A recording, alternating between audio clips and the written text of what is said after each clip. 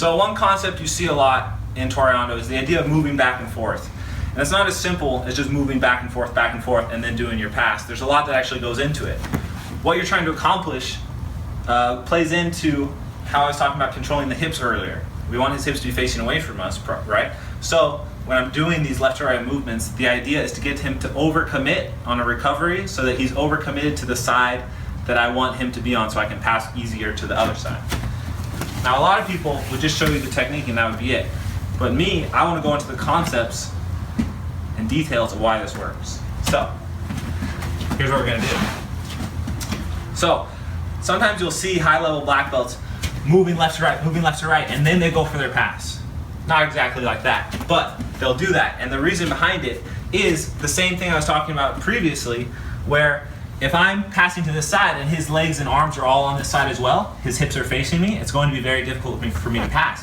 But if I can get him to commit hard to defending to this side, and then I switch to the other side, now I've got his hips over there for free. And then without really any effort or resistance, all I had to do was move back to the other side, and now I have a clear path to pass. So remember how I said I like to grip here and push the knee to the mat, like so, and pin it there. And this is the key detail of actually passing with this Toreando. What happens is, if I fake that I'm going to pass to this side, or actually we'll say this side for now, I fake that I'm going to pass to this side, and I'm pretending that I actually want to pin this knee to this side, right? He thinks I'm trying to pin the knee to that side, so he's going to turn into me. Little does he know that I'm actually letting him turn and face towards me. I'm letting him turn and face towards me, making him think that I want to pin this knee to the mat and push him that way.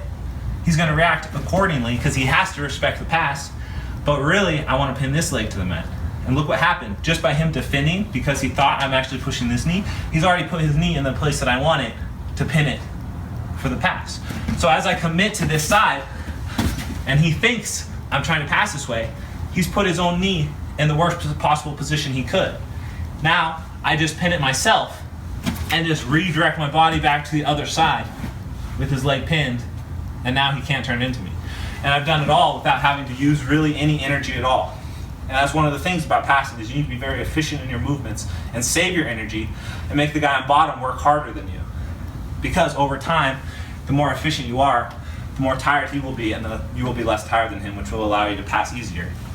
So instead of wasting energy by being here and trying to force his leg, which does work if you're willing to expend the energy, you can bypass that energy expended by just lightly jumping to this side, making him react, and then pinning the leg and going back to the opposite side. Now, if he's a quick thinker, he may recognize that it's a fake. And that's when the left, right happens. I may go here, and he's just going to extend his leg instead of actually dropping his knee down, which would be the correct move.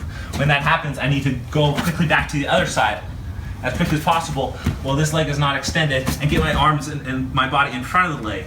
So now that I go to this side, he can't actually extend the leg anymore because it won't be on the outside of my hip, like so. So now his only option is to actually turn towards me. And when that happens, now I was able to pin his knee. And in this case, I can easily walk around and finish my pass. So it really comes down to what's the counter to the counter to the counter. And it can go deeper and deeper and deeper, infinitely, really. That's what jiu-jitsu is all about. So here, what is my move? My move is to fake to one side. I want this leg pinned, but I'm going to pretend that I'm trying to force his leg to the other side. Here, he has two options. He can either extend his leg past my hip, which is the correct option, or he can just continue to turn and leave this leg curled, in which case I'll pin it. And from there, move to the other side, making sure this leg can't extend, using this hand as a guide, and then passing. And gripping the head or the collar. Now, if he chooses the correct option, as I move to this side and he extends his leg past my hip, so that even if I continue passing, this leg is in my way, I need to use this to jump to the other side as quickly as possible, stopping him from extending the leg on the opposite side. Here, the second I'm here, I would force his leg up and walk to the other side, making sure that he can't extend quick enough, keeping my body in front of his leg. Now, even if he were to extend his leg, it wouldn't actually be blocking my pass, and I can continue to pass this way.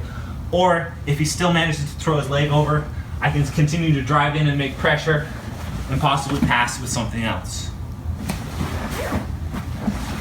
And there you go. Some concepts of why you jump left to right when you're doing Toreando.